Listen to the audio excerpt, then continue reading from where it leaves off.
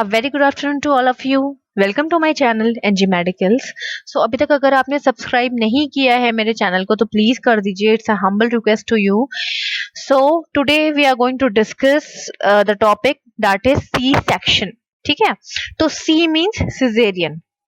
सो caesarean section आज हम discuss करने वाले हैं। जैसा कि मुझे नहीं लगता कि किसी ने ये पहली बार सुना होगा। हम सब जानते हैं कि vaginal delivery is normal delivery, and अगर वजाइनल डिलीवरी फेल हो जाती है तो हम बहुत सारे मेथड्स यूज करते हैं, एंड फाइनली हमारा लास्ट कह सकते हैं कि जो मेथड है वो हमारा सी सेक्शन होता है, सिजेरियन डिलीवरी होती है।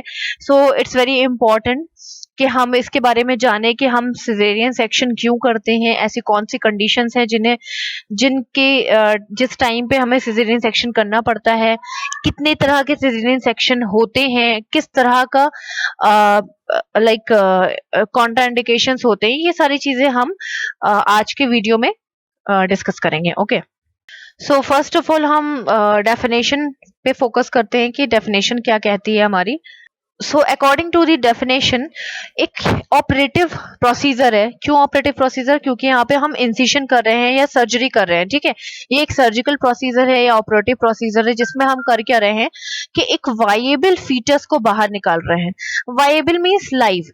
एक्चुअली होता क्या है कि मैं जानती हूँ कि जरूरी नहीं है कि लाइव फीटस ही बाहर निकले, स्टिल बर्थ भी हो सकती है या डेड फीटस भी हो सकता है। पर अगर हम नॉर्मल की यहाँ पे बात करें तो हमारा मेन मोटो क्या होता है, मेन मोटिव क्या होता है कि हमें एक लाइव और लाइक हेल्दी फीटस को बाहर निकालना है। कहाँ से बाहर निकालना है? मदर के वूम से, मदर के यूट्रस से बाहर निकालना है। ठीक है, सो ये एक ऑपरेटिव डिलीवरी है जिसमें हम एक ट्राई करते हैं कि हम एक हेल्दी लाइव फीटस को मदर के वूम से बाहर निकाल सके एक इंसेशन के थ्रू। ठीक है, एब्डोमिनल या यूट्राइन कट के थ्रू हम उसे बाहर निकाल सकें। नेक्स्ट है हमारा आ जाता है कि कौन कौन से ऐसे इंडिकेशंस हैं जिसमें हमें सिजेरियन सेक्शन करना पड़ता है। तो जैसा कि आप स्लाइड में देख सकते हो कि ऐसे बहुत सारे इंडिकेशंस हैं जहां पे सिजेरियन सेक्शन की नीड पड़ जाती है। सो फर्स्ट ऑफ ऑल हम देखेंगे मैटरनल फैक्टर्स। हम धीरे धीरे करके आगे चलेंगे, तो पहले हम मैटरनल फैक्टर्स देखेंगे, फिर placental and then fetal factors देखेंगे। तो फर्स्ट ऑफ ऑल हमारा है एक्टिव जेनाइटल हर्ब्स। तो जेनाइटल हर्ब्स एक सेक्सुअल ट्रांसमिटेड डिजीज होती है जो कि हार्पर सिम्प्लेक्स वायरस के थ्रू होती है। So this disease is very dangerous. जैसा कि आप ऊपर वाली इमेज देख सकते हो, दिस इमेज आप देख सकते हो, as you can see this image, कि किस तरह के यहाँ पे अल्सर्स नहीं कह सकते हैं, कि अल्सर्स की तरह नहीं होते हैं, ब्लस्टर्स कह सकते हैं। ये ब्लस्टर्स की तरह होते हैं। ठीक है, और ये कहीं पर भी टच होंगे तो ये स्प्रेड हो जाएंगे। सो अगर हम वजाइनली डिलीवरी कराते हैं तो ये बेबी पे स्प्रेड होंगे, बेबी यहाँ से निकलेगा। ठीक है, टच होगा, स्किन टू स्किन कांटेक्ट होगा, और क्या होगा कि बेबी को भी हो जाएगा। इसी वजह से हम यहाँ पे सिजेरियन सेक्शन फॉलो करते हैं। HIV एड्स में भी सेम प्रॉब्लम है कि HIV एड्स हम जानते हैं कि ब्लड फ्लूइड से ठीक है, बॉडी फ्लूइड से, ब्लड से टच करने से फैल जा मतलब कुछ एक्सचेंज होने से फैल जाता है। ठीक है, प्रिक होने से।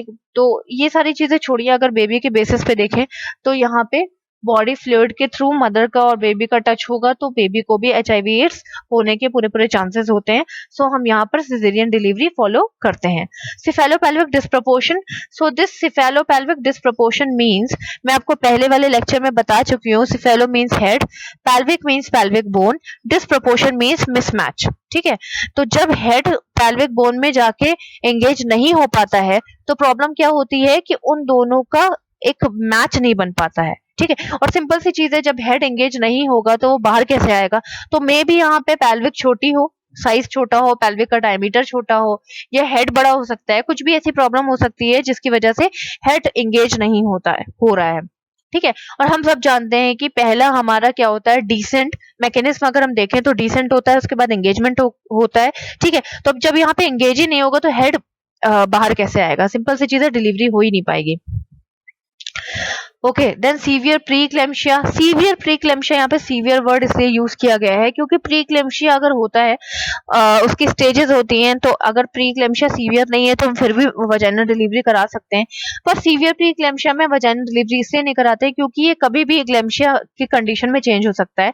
पहली चीज तो प्रीक्लेम्शिया क्या है ये आपको पता होना चाहिए। तो प्रीक्लेम्शिया में होता क्या है कि ब्लड प्रेशर इंक्रीज हो जाता है more than 140/90 mm of HG, ठीक है, और प्लस प्रोटीन यूरिया भी साथ में इंक्रीज हो जाता है। तो ये हो गया हमारा प्रीक्लेम्शिया। लेकिन सीवियर प्रीक्लेम्शिया चेंज होगा एक्लेम्शिया में, कभी भी हो सकता है। अब एक्लेम्शिया क्या है?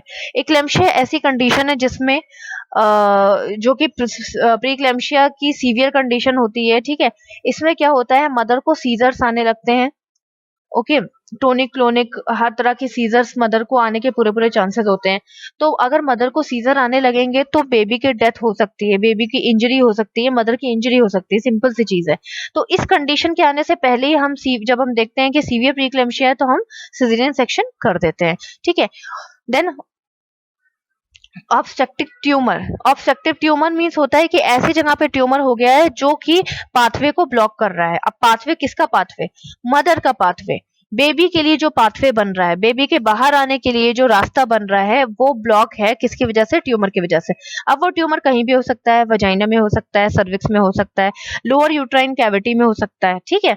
तो उस टाइम पे हम सिजेरियन करते हैं क्योंकि वो ट्यूमर के थ्रू, ट्यूमर जो है उसने अपना रास्ता कवर कर लिया है और बेबी के बाहर निकलने का जो पाथवे है वो बंद हो चुका है, ब्लॉक हो चुका है। देन रप्चर्ड यूट्रस, ठीक है। जब हम देखते हैं कि कह सकते हैं कि जब बेबी नीचे शिफ्ट नहीं हो रहा है, बियरिंग डाउन एफर्ट या कुछ भी किसी भी रीजन की वजह से शिफ्ट नहीं हो पा रहा है, नीचे डिसेंट नहीं हो पा रहा है और कॉन्ट्रैक्शन बहुत ज्यादा से ज्यादा फास्ट फास्ट आ रहे हैं, तो इसमें इस सिचुएशन में क्या होता है कि यूट्रस के रप्चर होने के चांसेस इंक्रीज हो जाते हैं। अब चांसेस इंक्रीज हो जाएंगे तो उसमें क्या होगा, मदर और बेबी दोनों की डेथ हो जाएगी। इस वजह से हम क्या करते हैं कि सिजेरियन सेक्शन फॉलो करते हैं। Previous caesarean section. So previous caesarean section के टाइम पे क्या होता है, मैं आपको पहले ही बता चुकी हूँ कि सिजेरियन सेक्शन जब होता है तो जब उसकी रिकवरी होती है तो कुछ मास जो है वो अंदर की तरफ थोड़ा सा निकल आता है, ठीक है, ठीक हो जाता है और कुछ मास थोड़ा सा प्रोट्यूड हो जाता है अंदर की तरफ, ठीक है। तो जब बेबी के डिसेंट होने का टाइम होता है, शिफ्ट नीचे शिफ्ट होने का टाइम होता है, तो वो मास क्या करता है, ऑब्स्ट्रक्शन का काम करता है, बेबी को नीचे शिफ्ट होने में थोड़ी प्रॉब्लम क्रिएट करता है, जिसकी वजह से वजाइनल डिलीवरी के चांसेस कम हो जाते हैं। तो इस टाइम पे अगर प्रीवियसली सिजेरियन सेक्शन हुआ है तो हम इस नेक्स्ट वाला भी सिजेरियन सेक्शन ही फॉलो करते हैं, मोस्टली, ऑल द टाइम नहीं पर मोस्टली, ठीक है। Then failure in the induction of the labour, ठीक है। जब हमने मान लीजिए कि बेबी को सॉरी मदर को कॉन्ट्रैक्शन नहीं आ रहे हैं, उस टाइम पे हमने artificial induction of the labour किया, ठीक है। हमने ऑक्सीटोसिन, आर्टिफिशियली ऑक्सीटोसिन दिया है मदर को, ठीक है, बेरिंग डाउन एफर्ट करने के लिए मदर को बोल दिया है, ठीक, artificial rupture of the membrane कर दिया, ये सारी चीजें हमने की हैं। लेकिन फिर भी हमारा जो लेबर है वो इंड्यूस नहीं हो रहा है, जो हमारे कॉन्ट्रैक्शन है वो नहीं इंक्रीज हो रहे हैं, जो बेबी के नीचे की शिफ्टिंग है, डिसेंट पॉइंट है, जो डिसेंट जो क्या कह सकते हैं कि मूवमेंट है बेबी का नीचे शिफ्ट होने का, डिसेंट जिसे हम बोलते हैं, वो सब नहीं हो पा रहा है, तब हम इस टाइम पे क्या करते हैं, रिस्क नहीं लेते हैं और सिजेरियन सेक्शन कर देते हैं। क्योंकि रिस्क नहीं लेते हैं और सिजेरियन सेक्शन से कर देते हैं क्योंकि अगर हम ज्यादा लाइक टाइम लगा देंगे तो बेबी के डिस्ट्रेस होने के चांसेस इंक्रीज हो जाएंगे, ठीक है। मदर के एग्जॉस्ट होने के, मदर बहुत थक जाएगी और ट्राई करते करते, और बेबी के भी फीटल हार्ट रेट डिक्रीज होने लगेगा, तो हम इतना बड़ा रिस्क ना लेके सिजेरियन सेक्शन फॉलो करते हैं। ये तो था मदर का। अब आ जाते हैं प्लासेंटा में। तो प्लासेंटा में ऐसी कौन कौन सी कंडीशन है या फैक्टर्स हैं जिसकी वजह से हमें सिजेरियन सेक्शन फॉलो करना पड़ता है। फर्स्ट ऑफ ऑल हमारे पास है प्लासेंटा प्रीविया। सो प्लासेंटा प्रीविया क्या होता है, कह सकते हैं कि implantation of the placenta at the lower uterine segment, ठीक है। यूट्रस के लोअर यूट्राइन सेगमेंट में प्लासेंटा अटैच हो जाता है, ओके। तो ये हमारा यूट्रस हो गया, ठीक है, ये हमारा यूट्रस हो गया। अब ये हमारा सर्विक्स हो गया। सॉरी मैंने डायग्राम नहीं डाला है पर मैं बना के आपको दिखा दूंगी, ठीक है। ये वाला पोर्शन हमारा सर्विक्स हो गया, ठीक है। ये हमारी इंटरनल ऑस हो गई, इंटरनल लॉस को मैं दूसरे कलर से करती हूँ। ये हमारी इंटरनल लॉस हो गई, ठीक है। अब यहाँ पे प्लासेंटा प्रीविया में क्या हो रहा है कि प्लासेंटा अटैच होना चाहिए था अपर यूट्राइन सेगमेंट पे, या तो यहाँ होना चाहिए था या तो यहाँ होना चाहिए था, ठीक है। ये रहा हमारा प्लासेंटा, ये नॉर्मल है। बट प्रीविया में क्या हो रहा है, प्लासेंटा नीचे की तरफ अटैच हो रहा है, या तो यहाँ अटैच हो रहा है, ठीक है, या तो ये पूरा कवर कर रहा है इंटरनल लॉस को, ठीक है, या तो ये पास में अटैच हो रहा है, समझ रहे हैं आप, ऐसे ऐसे, या तो ये यहाँ पे अटैच हो रहा है, ठीक। ये 4 कंडीशन आती है प्लासेंटा प्रीविया में। तो इसको बोलते हैं मार्जिनल, ठीक है, इसको बोलते हैं पार्शियल, इसको बोलते हैं कंप्लीट, ठीक है।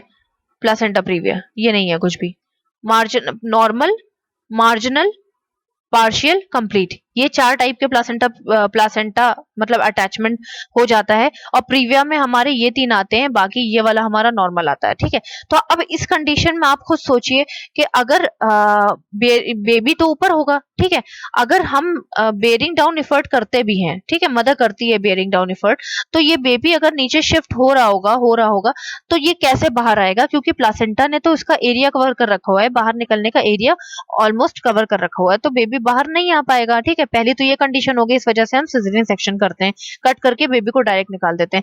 सेकंड वाली जो सेकंड प्लासेंटा प्रीविया है, जो पार्शियल वाला है, इसमें भी चांसेस होते हैं कि ये और नीचे शिफ्ट हो जाए, ठीक है, और कवर कर ले, ठीक है। तो ये इन दोनों कंडीशन में हम मेनली क्या करते हैं कि सिजेरियन सेक्शन कराते हैं, ठीक है।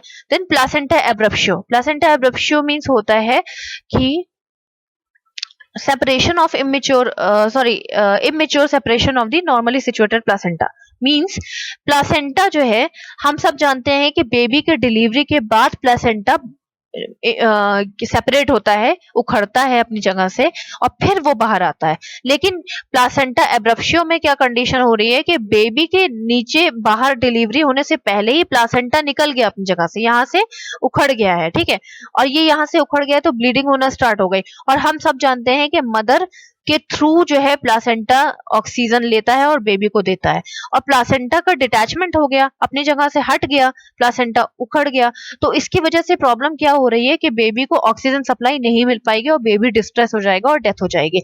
तो बेबी के डेथ के पहले ही हम ये सिचुएशन आने से पहले ही हम एब्रप्शियो के टाइम पे क्या करते हैं, सिजेरियन सेक्शन कर देते हैं, ठीक है। Then umbilical cord prolapse. अब अम्बिलिकल कॉर्ड प्रोलैप्स में क्या होता है कि कॉर्ड हो सकता है कि नेक के अराउंड हो गई हो, नेक फंसा दिया हो कॉर्ड ने, या बेबी के साइड में नेक आ गई हो, ठीक है। तो ये सारी चीजें प्रॉब्लम क्रिएट करती हैं। अम्बिलिकल कॉर्ड प्रोलैप्स के टाइम पे भी हम सिजेरियन सेक्शन करा देते हैं। अब आते हैं फीटल फैक्टर्स। फीटल फैक्टर्स में क्या होता है, फीटल सबसे पहले हमें ये पता होना चाहिए कि फीटस कैसे लेटा है। तो हम सब जानते हैं कि नॉर्मल जो फीटस का पोजीशन होती है वो होती है longitudinal. Longitudinal means long long लेटा होता है, जैसे कि मदर लॉन्ग लॉन्ग होती है, ये मैं आपको डायग्राम के थ्रू दिखा देती हूँ, ठीक है। अब फीटस की कंडीशन अगर ऐसी है, ऐसे लेटा है फीटस, मदर के वूम के अंदर अगर फीटस ऐसे लेटा है तो ये तो नॉर्मल है ना, ये नॉर्मल है, तो ये लॉन्गिट्यूडनल हो गया, तो इसमें हम डिलीवरी करा सकते हैं। पर बेबी अगर ऐसे लेटा हुआ है, मान लीजिए ये हेड इधर है और बेबी का पार्ट इधर है, ठीक है, तो हम कैसे डिलीवरी कराएंगे। तो इस कंडीशन पे, क्योंकि बेबी को तो वजाइना से बाहर निकलना है, सर्विक्स से होते हुए वजाइना से बाहर निकलना है, पर बेबी ऐसे लेटा हुआ है, तो इस कंडीशन में हम क्या करते हैं, सिजेरियन सेक्शन फॉलो करते हैं। या तो बेबी ऑब्लिक लाई है, यहाँ पे बेबी का हेड है, ठीक है, और यहाँ पे बेबी की बॉडी है, तो बेबी का हेड इधर साइड है, इधर साइड, तो इस टाइम पे भी हम क्या करते हैं, सिजेरियन सेक्शन फॉलो करते हैं, ठीक है। फिर आता है मैक्रोसोमिक बेबी, ठीक है। मैक्रोसोमिक मींस कि बेबी का साइज बहुत बड़ा हुआ है, ठीक है। सिंपल सी चीज है, बेबी का साइज बड़ा होगा तो वो क्या करेगा, वो उसका एंगेजमेंट, हेड का एंगेजमेंट नहीं हो पाएगा। मैंने आपको अभी उसमें बताया था कि हेड का एंगेजमेंट सिफेलोपेल्विक डिस्प्रोपोर्शन में क्या होता है कि हेड का एंगेजमेंट नहीं हो पाता है, ठीक है। तो यहाँ पे ये पेल्विस है, मान लीजिए हमारी, डायग्राम पे मत जाइएगा, ठीक है, ये पेल्विस है हमारी। तो अब बेबी का हेड जब बड़ा है तो पेल्विक कैविटी में हेड फिट ही नहीं हो पाएगा, ठीक है। और जब बेबी का हेड फिट नहीं हो पाएगा क्योंकि बेबी का साइज बड़ा है, तो जब हेड बाहर नहीं आएगा तो बॉडी बाहर नहीं आएगी। तो उस टाइम पे हम क्या करते हैं, माइक्रोसोमिक टाइम पे क्या करते हैं कि डिलीवरी करा देते हैं, किसके थ्रू, सिजेरियन सेक्शन के through. Then extreme low birth weight baby, ये डिलीट कर देती हूँ मैं, yes, extreme low birth weight baby, जब बहुत ज्यादा बेबी का वेट कम हो, तो बेबी का नॉर्मल वेट कितना होता है, 2.5 kg होता है, ठीक है, या 2500 ग्राम होता है, हाँ। लेकिन इससे बहुत ज्यादा अगर एक्सट्रीम कम होगा, यानी कि 1000 से भी कम होगा, 1000 या उससे कम होगा, तो प्रॉब्लम ये होगी कि जब मदर बेयरिंग डाउन एफर्ट करती है, मतलब मदर जब नीचे बेबी को पुश करती है, तो बेबी की फीटल हार्ट रेट ऑटोमेटिकली कम होने लगती है, ठीक है।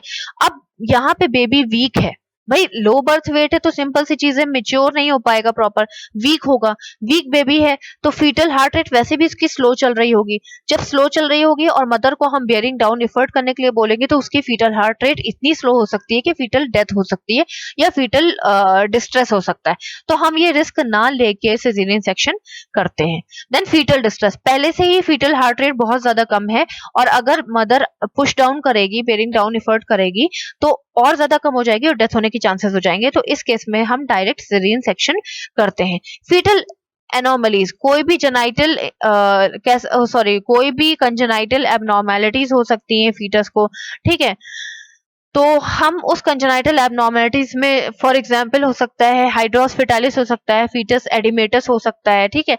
हाइपोग्लाइसेमिक तो फीटल एनोमलीज में नहीं आता है, ठीक है, वो तो मदर के कंडीशन पे बेस्ड होता है, मदर अगर डायबिटिक होगी तो वो सब छोड़िए। फीटस की ऐसी कोई भी कंडीशन जो वो नॉर्मली डिलीवर नहीं हो सकता है, ठीक है, उस टाइम पे हम सिजेरियन सेक्शन करते हैं। मल्टीपल जेस्टेशन यानी मल्टीपल प्रेगनेंसी, तो सिंपल सी चीज है, 2 फीटस है अंदर, ठीक है। अब कैसे लेटे हुए हैं, ऐसे लेटे हैं या ऐसे लेटे हैं, कैसे भी लाई है यूट्रस के अंदर, तो हम उस कंडीशन में मल्टीपल प्रेगनेंसी में हम सिजेरियन सेक्शन ही कराते हैं, क्योंकि नॉर्मली थोड़ा सा डिफिकल्ट होता है डिलीवर कराना। आई थिंक आपको इंडिकेशंस क्लियर हो गए होंगे, या कॉजेस कह सकते हैं क्लियर हो गए होंगे। अब देख लेते हैं types of the caesarean section, ऐसे कौन सा टाइप्स है सिजेरियन सेक्शन का जो हम फॉलो करते हैं, नहीं करते हैं, क्यों करते हैं, ये सारी चीजें अब हम इसमें देखने वाले हैं। तो based on the incision, incision means cut, तो किस तरह से कट करते हैं उसके बेसिस पे क्लासिफाई किया गया है, ठीक है। और बेस्ड ऑन द टाइमिंग, किस टाइम पे कौन सा सिजेरियन सेक्शन फॉलो करना है, उस बेसिस पे यहाँ पे क्लासिफिकेशन, 2 तरह की क्लासिफिकेशन, एक तो इंसिशन कट कैसे करना है, ऐसे करना है कि ऐसे कट करना है एब्डोमेन, और टाइमिंग किस टाइम पे कैसा सिजेरियन सेक्शन करना है, ठीक है, हम ये डिस्कस करेंगे। First of all based of the incision पे हम डिस्कस करने वाले हैं। तो इसमें आ जाता है हमारा classical and LSCS, that is lower segment caesarean section, ठीक है। तो फर्स्ट ऑफ ऑल हम डिस्कस करेंगे LSCS, उसके बाद क्लासिकल डिस्कस करेंगे, ठीक है। तो LSCS एक बार डिस्कस कर लेते हैं। तो LSCS क्या फुल फॉर्म क्या है, लोअर सेगमेंट सिजेरियन सेक्शन। आपने बहुत सुना होगा, क्योंकि ये बहुत ज्यादा होता ही है, ये सबसे ज्यादा कॉमन सिजेरियन सेक्शन है, सबसे ज्यादा इसी को फॉलो करते हैं। इसके बहुत सारे रीजन है जो कि हम आगे देखेंगे। एक रीजन, सबसे बड़ा रीजन ये है कि ये सबसे ज्यादा सेफ और इसकी जो रिकवरी है बहुत फास्ट होती है, इसकी वजह से हम इसको फॉलो करते हैं, ठीक है। तो ये होता कहाँ पे है, लोअर साइड में होता है, सिंपल सी चीज, इसका नाम ही है लोअर सेगमेंट, तो कहाँ पे होगा, लोअर साइड में होगा, ठीक है। कैसे होता है, ऐसे होता है, ठीक है, जैसे कि ये मदर का एब्डोमेन है, ओके, हम ये मान लेते हैं प्रेग्नेंट लेडी का ये एब्डोमेन है,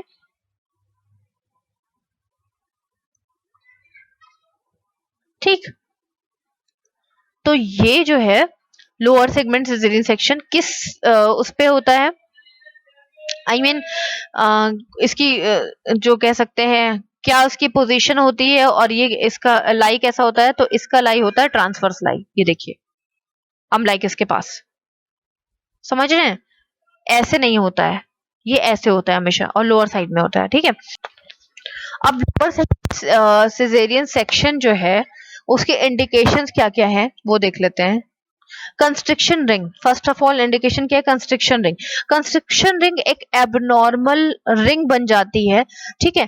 कब बन जाती है, at the time of the labour, जब लेबर पेन हो रहा होता है, जब मदर को कॉन्ट्रैक्शन आते हैं, ठीक है, तब कंस्ट्रिक्शन रिंग बन जाती है, जो कि ये देखिए ये रिंग है, ये वाले जो ये चीज है इसको बोलते हैं कंस्ट्रिक्शन रिंग, जो कि इससे नहीं बनना चाहिए, क्योंकि कॉन्ट्रैक्शन हमारे हमेशा ऊपर से स्टार्ट होते हैं, ठीक है।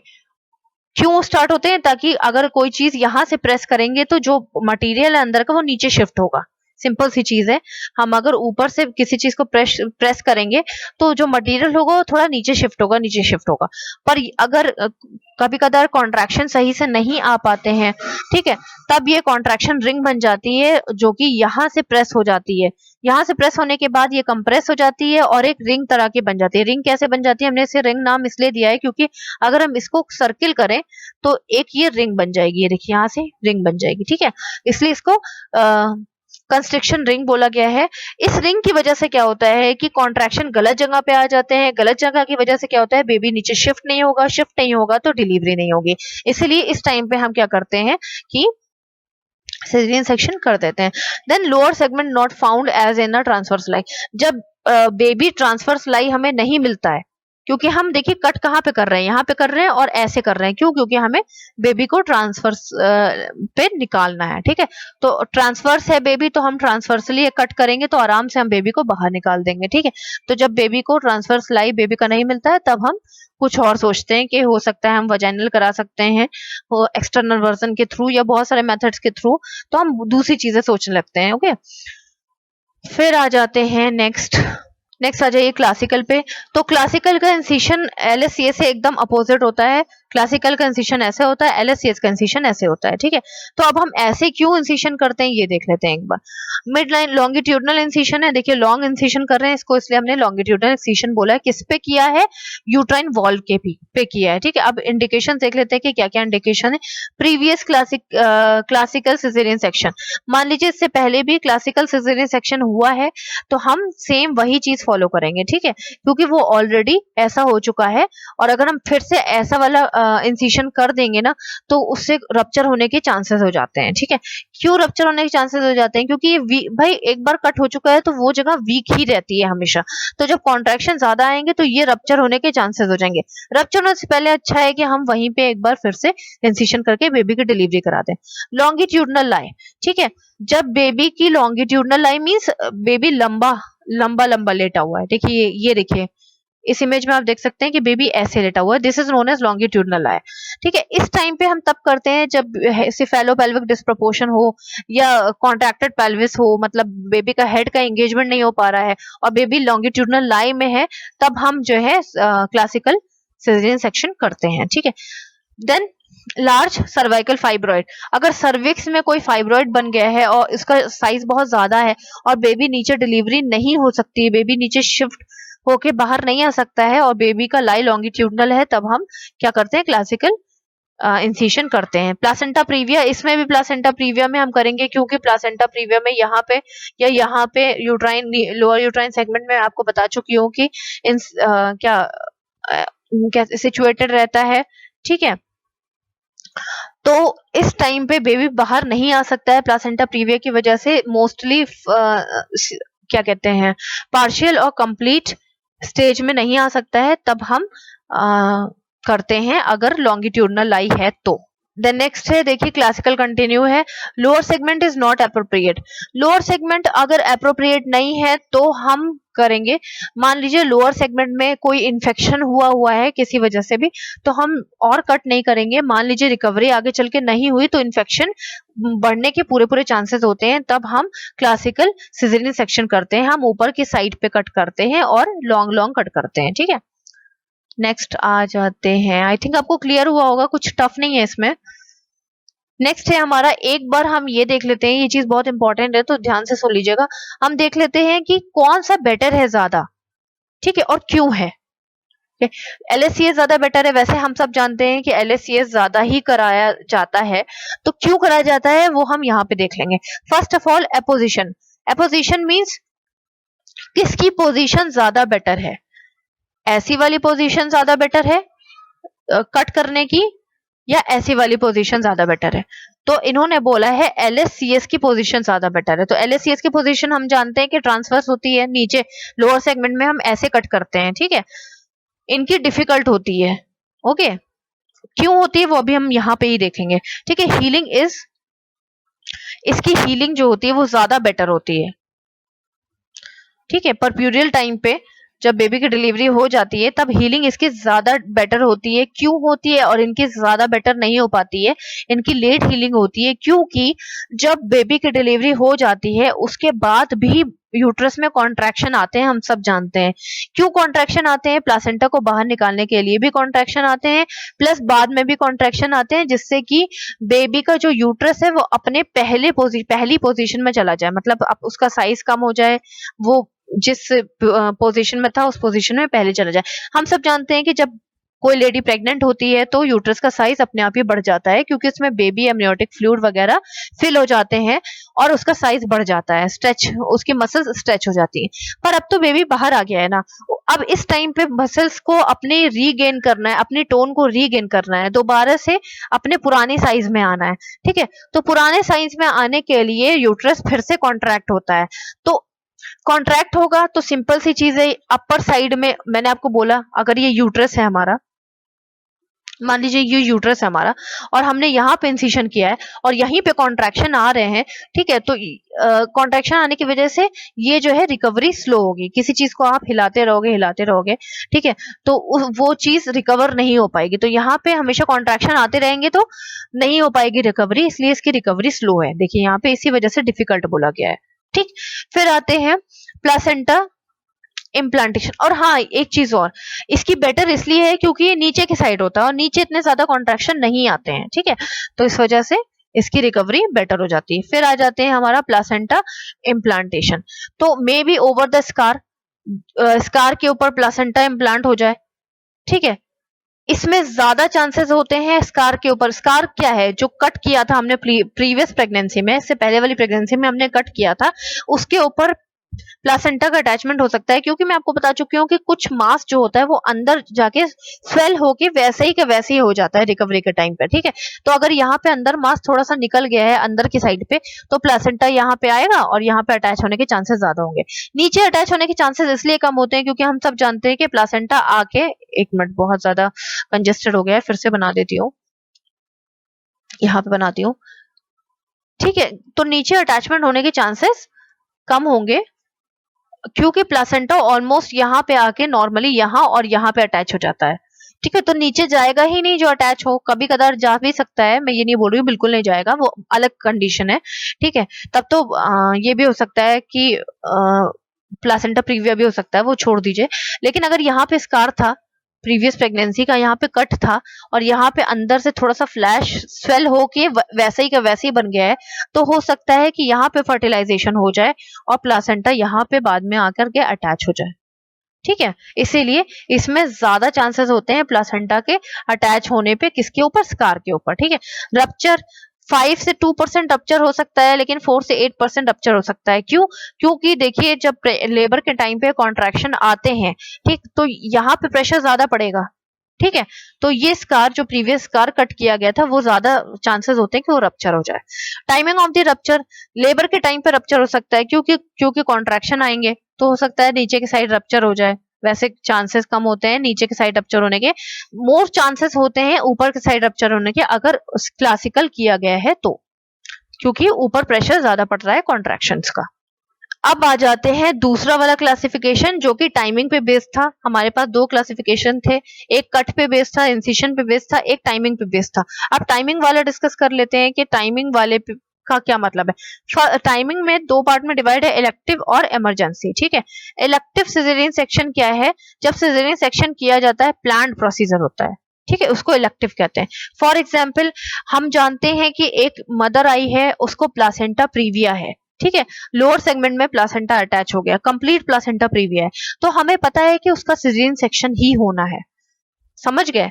उसका सिजेरियन सेक्शन होना है उसको, और हम नॉर्मली नहीं करा सकते हैं डिलीवर। तो ये हो गया इलेक्टिव, हमें पहले से पता था और हमने पहले से प्लान करके रखा है कि इनकी डिलीवरी सिजेरियन से होनी है। अब आते हैं इमरजेंसी। इमरजेंसी का मतलब यही है कि हमने सडन प्लान किया, अचानक से हमने प्लान किया कि अरे भाई इनकी नॉर्मल नहीं हो पाएगी, इनका सिजेरियन सेक्शन ही करना पड़ेगा, जैसे प्लासेंटा एब्रप्शियो। अब लेबर के टाइम पे हो क्या रहा है कि प्लासेंटा बेबी के बाहर निकलने से पहले ही डिटैच हो गया और शिफ्ट होने लगा नीचे, ठीक है, उस टाइम पे बेबी को ऑक्सीजन नहीं मिलेगा और बेबी की डेथ हो सकती है। तो हम इमरजेंसी में क्या करते हैं, सिजेरियन सेक्शन करते हैं, क्योंकि हम वेट नहीं कर सकते हैं और बेबी की डेथ हो सकती है, ठीक है। और जैसे ये भी एग्जाम्पल है, जब हम इंडक्शन फेलियर हो जाता है, हमने ऑक्सीटोसिन दे दी, हमने बियरिंग डाउन एफर्ट करने के लिए बोल दिया, artificial rupture of the membrane करने के लिए बोल दिया, ये सारी चीजें फेल हो गई, तो हमें सडन क्या करना पड़ता है, इमरजेंसी सिजेरियन सेक्शन करना पड़ता है। या जो हम वजाइनल डिलीवरी कर रहे हैं और वो अचानक से फेल हो गई, किसी भी वजह से, कोई भी ऐसा रीजन हुआ जिससे वजाइनल डिलीवरी नहीं कर पा रहे, तो हमें क्या करना होता है, इमरजेंसी सिजेरियन सेक्शन करना पड़ता है। तो ये सारी चीजें हमारी आ जाती हैं timing of the caesarean section के बेसिस पे। Next move to the complications. So this is the last slide complications की। तो कॉम्प्लिकेशंस में हैमरेज हो सकता है, सिंपल सी चीज है। सेकंड प्रेगनेंसी में हैमरेज हो सकता है कि कॉन्ट्रैक्शन आए और जहां पे वो हमने सिजेरियन सेक्शन किया था वहां पे क्या हुआ, हैमरेज हो गया, ठीक है। सेप्सिस हो सकता है। क्यों सेप्सिस हो सकता है? क्योंकि हम कट करके बेबी को बाहर निकाल रहे हैं, उस कट में हो सकता है रिकवरी ना हो पाए और सेप्सिस हो जाए। सब इन्वोल्यूशन ऑफ द यूट्रस। सब इन्वोल्यूशन क्या होता है, जब यूट्रस अपनी प्रीवियस पोजीशन में नहीं जा पाता है। मैंने आपको अभी एक्सप्लेन किया है कि मसल्स अपना टोन वापस से लेती हैं, मसल्स अपना साइज फिर से कम करती हैं और यूट्रस फिर से स्मॉल हो जाता है, छोटा हो जाता है, 8 सेंटीमीटर का हो जाता है, ठीक है। तो इस टाइम पे यहाँ पे प्रॉब्लम क्या हो रही है कि कट होने की वजह से, मैंने आपको बताया ना, कॉन्ट्रैक्शन के थ्रू ही यूट्रस वापस से अपनी जगह पे जाता है, तो कॉन्ट्रैक्शन प्रॉपर नहीं आ पाएंगे, कट की वजह से कॉन्ट्रैक्शन डाइवर्ट हो सकते हैं या इम्प्रॉपर कॉन्ट्रैक्शन हो सकते हैं, तो उसमें सब इन्वोल्यूशन ऑफ द यूट्रस हो सकता है। ब्रेस्ट कॉम्प्लिकेशन कैसे हो सकते हैं? सिंपल सी चीज है, हम सब जानते हैं कि जो सिजेरियन वाली मदर होती है उसको ब्रेस्ट फीड कराने में बहुत प्रॉब्लम होती है, क्योंकि उसको बहुत पेन होता है जब कट हुआ होता है।